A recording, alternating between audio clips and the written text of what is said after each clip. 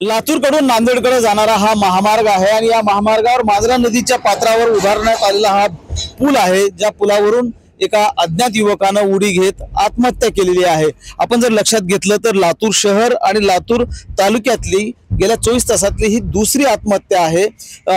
या उडी घेऊन ज्या युवकानं आत्महत्या केली त्या युवकाची ओळख जी आहे ती अद्याप पटलेली नाही आणि या घटनेमध्ये जो युवक आहे तो घटनास्थळीच मृत पावलेला आहे आणि लातूर ग्रामीण पोलिसांनी घटनास्थळावर तातडीनं भेट देऊन त्याचा जो मृतदेह आहे तो उत्तरीय तपासणीसाठी लातूरला हलवलेला आहे। आपण जर लक्षात घेतलं तर गेल्या 24 तासामध्ये लातूर शहर आणि लातूर तालुक्यामध्ये ही दुसरी आत्महत्या आहे।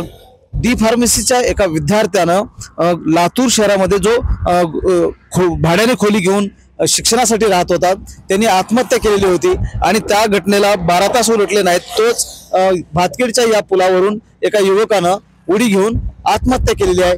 त्या आत्महत्येमागचं कारण जे आहे ते आणखीन स्पष्ट झालेलं नाही। मृतदेहाची ओळख पटल्यानंतरच त्यामागची कारणं जी आहेत ते पुढे येणार आहेत। लातूर ग्रामीण पोलीस जे आहेत ते या घटनेचा आता अधिक तपास करत आहेत। महेंद्र जोंधळे, TVNN मराठी, लातूर।